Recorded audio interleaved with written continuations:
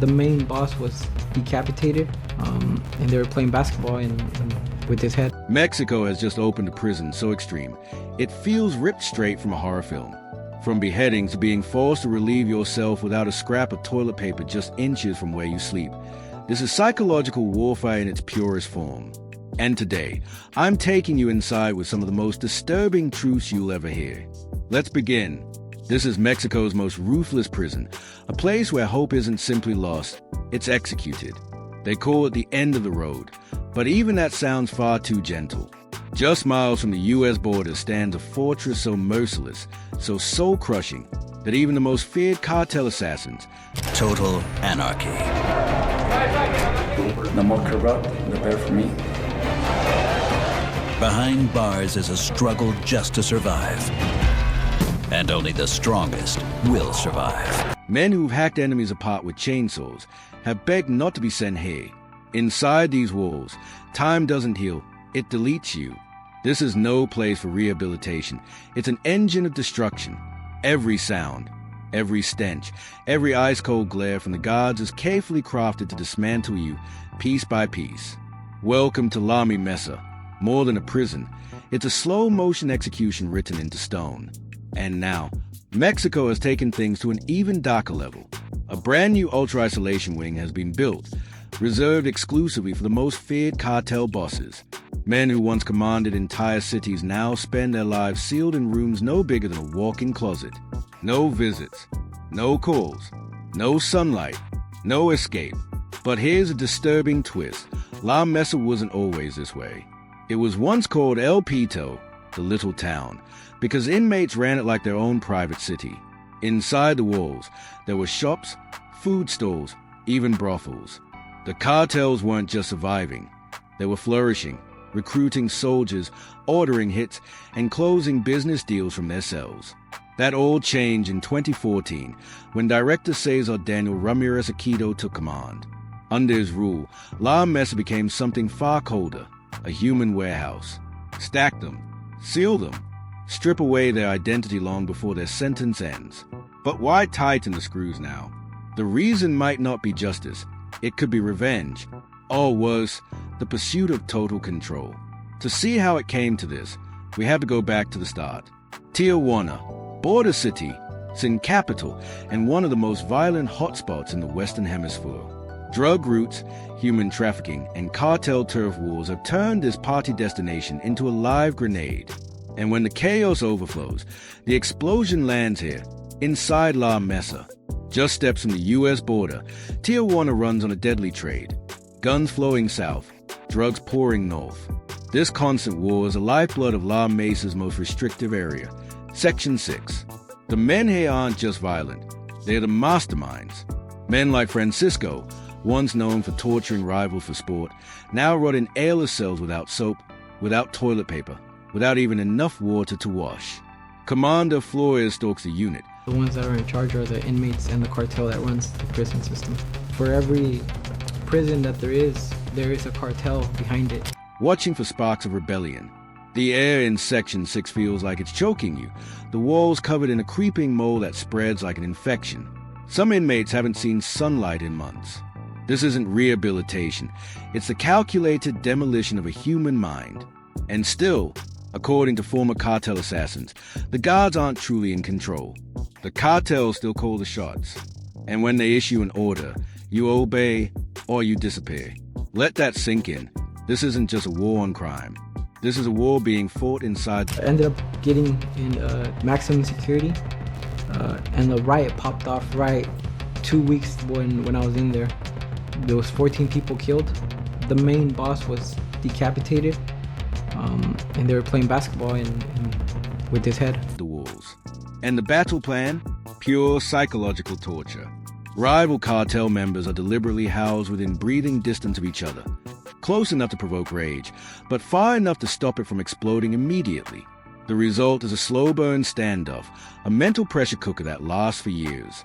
Imagine living inches away from the man who killed your brother, day after day, knowing you can't touch him until the day it all boils over. That's why La Mesa has seen more than its share of bloodbaths. One insider recalls a night of sheer horror, 14 inmates butchered in a single riot, the leading cartel boss decapitated in his own cell. It was a massacre that turned the prison into a war zone. And yet, even after carnage like that, the Mexican government decided La Mesa needed to be even more extreme. The question is, why? What's the real motive behind taking the most feared prison in the country and turning the screws even tighter?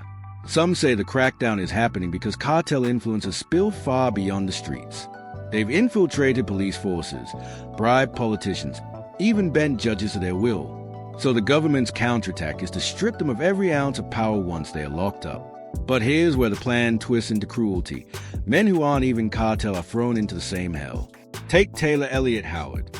No drug trafficking, no cartel ties, just accused of stealing a car. For that, he's serving 9 years in what many call psychological torture. I'm a combat veteran, a United States Marine. I served in Iraq. Over there, I was a hero. Over here, I'm a villain.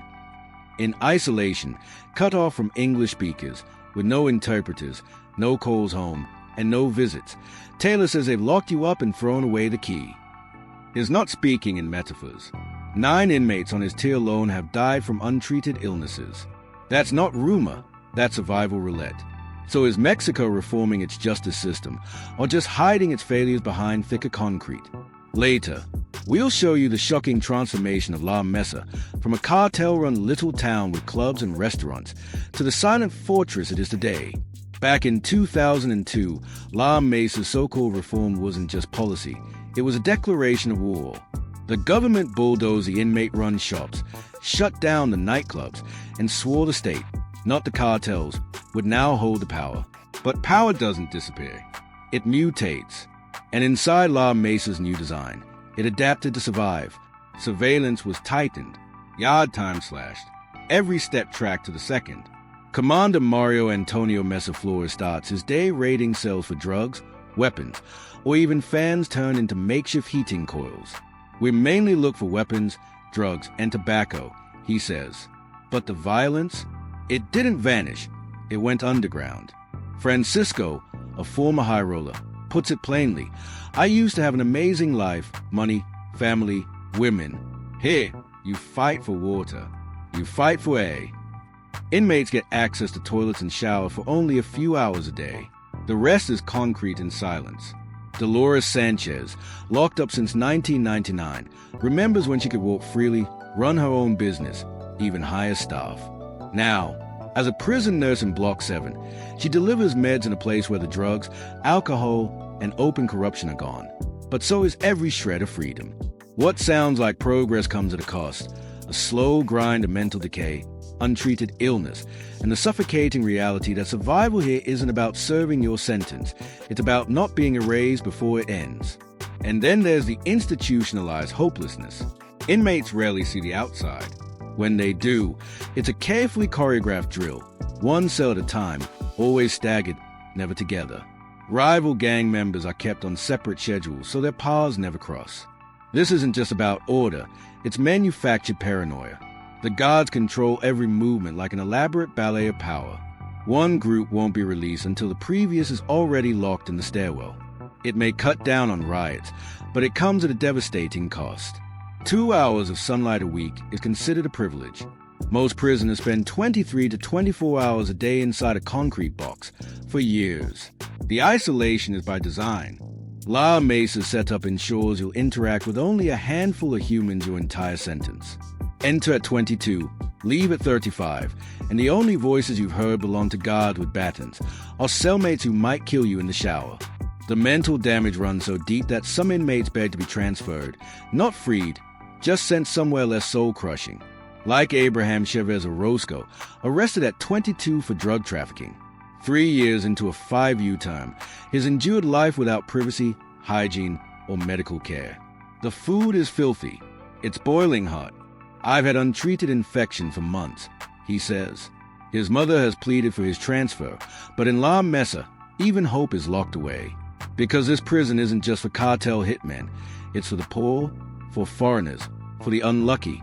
For some, like Taylor Howard, it's nothing more than a coffin with a TV. And then there's the hole, the ultimate punishment. A pitch-black, mold-infested isolation block, so suffocating even guards hesitate to enter. Here, inmates don't just suffer, they rot. No running water, no electricity, no human contact. You don't know when you'll get out, maybe weeks, maybe never. And you don't have to be violent to end up there. Forget to wash a dish, smuggle a cookie, or talk back. That's enough. The director calls it control. But strip away the PR, and the truth is clear. This isn't reform. It's domination. Because when you reduce a man to a number in a cage, you don't stop violence, you create it. Coming up, we'll expose how prison guards and cartels work together to keep the blood flowing, how inmates get away with murder, and how one riot ended with cartel members playing basketball with a decapitated head. And the question Mexico doesn't want to face: what happens when the cartels are locked up and still more powerful than the government? Cartel bosses still call the shots, even from solitary confinement. If you thought La Mesa was brutal, you haven't seen what happens when the prison walls aren't strong enough to cage the cartels. Sometimes, the prison doesn't control the criminal controls the prison. And if you're a guard who gets in the way, you'd better pray your family doesn't answer an unknown number. Inside La Mesa, there's an invisible war, not just between inmates and the state, but between rival cartels battling for territory inside their cells. One former hitman, raised between the U.S. and Mexico and working for both the Sinaloa cartel and La Familia Michoacana, knows the rules by heart. Plata o plomo, money or lead. Every prison, he says, is run by a cartel. Guards are just pawns. Cooperate, you live. Resist, you vanish.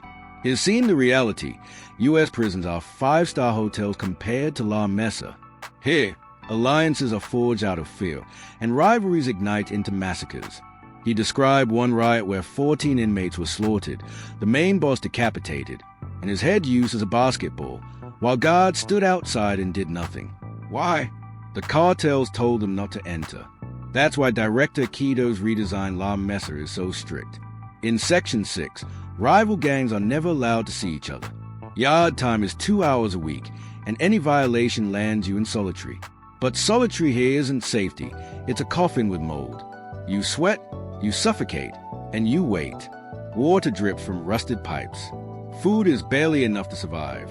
Sometimes, God forget you even exist. And yet, the cartels still thrive. The hitman admitted to interrogating inmates with guard permission, using smuggled phones, weapons, and information. His job? Find out who's loyal. He's seen prisons where guards prostitute female inmates for cash, where lawyers secretly work for rival gangs, and where corruption flows as easily as contraband. Even La Mesa's steel walls can't keep it out. For foreign inmates like U.S. Marine Taylor Elliott Howard, it's a different kind of nightmare. He doesn't speak Spanish, the guards don't speak English, and there's no translator. There's no help out here, really, he says. This is by design. Strip away language, sunlight, and human contact, and you strip away identity. It's not punishment, it's erasure. Before 2002, La Mesa was a cartel paradise. Bosses lived in luxury while poor inmates starved. There were restaurants, bars, even brothels, all run by inmates. But when the riots left bodies stacked, the state tore it down. Instead of fixing the system, they built a cage so tight it crushes everyone, guilty or not. And the neglect is lethal. Taylor says 9 inmates on his tier alone have died from untreated illness. Not the prison, just his block. Water is rationed. Hygiene items must be bought from outside, and if no one visits you, you get nothing, not even a toothbrush. As one inmate put it, "Let the dogs eat me. That's the life I chose." After years of living like a ghost, he walked away. He dropped his gun, abandoned his cartel protection, and escaped the only world he'd ever known. Why? Because he realized the truth. No matter how high you climb, you're still disposable. He was beaten, tortured, betrayed. The cartels he bled for left him to die. So he started over, becoming a boxing coach for at-risk youth in Mexico. Now, he teaches them to fight, but not the way he used to. I try to give them the best advice to avoid what I went through, he says, because he knows exactly what waits behind those walls. Not redemption, not forgiveness, just the slow, invisible death of everything human. And yet Mexico keeps building prisons like La Mesa, places where everything is monitored. but nothing is healed. Where the issue isn't just who gets locked up, but who gets left to rot. The haunting truth? These are the ones who got caught. Outside, in the streets of Tijuana, the cartels still move like shadows, recruiting kids as lookouts, running drugs, buying silence. La Mesa's only one spoke in a much bigger wheel. And the Mexican government won't admit it. These prisons aren't the cure. They're the symptom. The real war isn't behind bars. It's out here, in the streets that feed them. Tijuana, once a border town known for tequila and tourists, is now one of the most contested pieces of drug smuggling real estate on Earth. Weapons flow in from the U.S. Drugs flow out. And in between, bodies. Some cartel, some innocent. Kids as young as 9 are recruited as scouts. By 12, some are pulling triggers. Why? Because the system is built for it.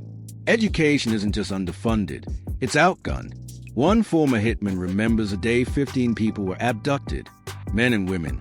Some targets, some just unlucky, and butchered with axes and chainsaws. Not for money, not for revenge, for the message. That message works. Communities are terrorized into silence. Parents send children away if they can.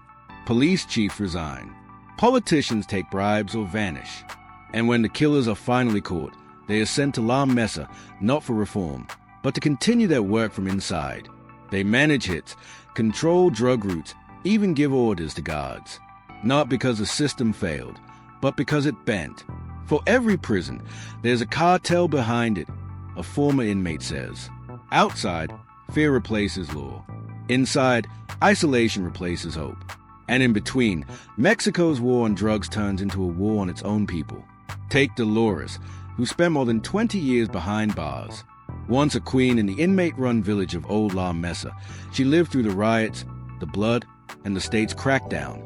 She remembers when the prison was wide open, restaurants, bars, brothels, everything run by inmates. Then came the massacres. The government stripped it all away, replacing chaos with cages. But as Dolores knows all too well, the violence never left. It just put on a uniform. She now works as a nurse. And yet, when asked whether she prefers a new prison or the old one, Dolores can't decide. One gave her danger but freedom. The other gave her safety but silence. Neither gave her dignity. Meanwhile, American inmates like Taylor Elliott Howard, once a U.S. Marine in Iraq, find themselves stripped of every ounce of identity. Once a soldier, now a forgotten foreigner. He can't even buy toilet paper without outside money. He makes jewelry to trade for soap. Toothpaste, toothbrush, soap, stuff like that. Toilet paper, 'cause they don't supply none of that. The government says it's about control. But at what cost? When you push a man to the edge, take his food, his water, his voice, he doesn't just break. He changes. And when thousands of those men are released back into society, hardened, bitter, traumatized, what exactly are we unleashing? We asked a former cartel soldier if he felt regret. He said he only regretted what happened to the people he loved, not the people he killed. That's not rehabilitation. That's indoctrination. The violence inside La Mesa didn't start there. It was imported from broken homes, failed schools, abandoned communities, and a lifetime of poverty. Poverty in Mexico isn't just a hardship, it's a trap, and cartels know how to exploit it better than the state. They offer what the government never could: money, respect, power. Most of the people I met in the game didn't even finish primary school. One former soldier told us, "That's not coincidence. That's design." When education fails, when jobs vanish, when violence is normalized from childhood, the cartel becomes the only ladder out. The music they hear, the TV they watch, it shapes an image of power they don't realize comes with a price tag in blood. La Mesa was supposed to break the cycle. Instead, it became the next link in the chain. Inmates are cut off from family, language, support, even basic hygiene. In some cells, water flows just a few hours a day. In others, 5 inmates share a bed. Some sleep on toilets. And the guards? They are not always the heroes. Many are trapped themselves, caught between doing their job and protecting their families. You obey the cartel, or you disappear, one said. They learn who not to touch, and who they can. So what happens when an inmate resists? You'd think redemption follows. It doesn't. One ex-hitman who walked away from the game ended up in maximum security. 2 weeks in, a riot erupted. 14 dead. The prison boss decapitated. His head used as a basketball. No one stopped it, because no one dared. And for those who make it out, what kind of freedom waits? Francisco, a convicted killer, served 7 years at La Mesa. He hasn't heard from his family. He thinks his kids are in crime now. All he has left is a photograph. I look at this photo every morning. Abraham, a 22-year-old drug mule, is desperate for transfer. He hasn't hugged his sister in 3 years. He sweats through 100-degree heat without sunlight. His only crime, being young, poor, and expendable. Taylor, the Marine, puts it simply, just going with it, not trying to think about it too much. You don't want to stress on the situation. In a place like this, thinking too much gets you killed. So why does Mexico keep building prisons like La Mesa? Optics. To the public, they scream control. To the cartels, they're a speed bump. To the inmates, they're a reminder. You are not a man, you are a problem. And problems don't get solved. They get locked up. Here's a twist no one expects. Some inmates don't want freedom. Why? Because the outside world is worse. In prison, they know the rules. They know the enemy. They know the price. Outside is chaos.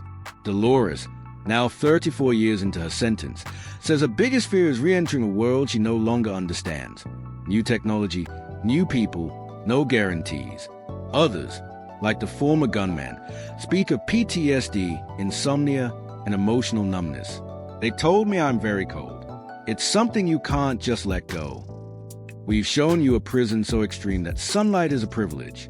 A city so fractured that children choose gangs over graduation. Leaders who still run operations from behind bars. And a state that can't keep up. La Mesa isn't the end. It's a beginning. Because until Mexico fixes the reason people end up here, it doesn't matter how many walls you build. Someone will always climb over them or die trying.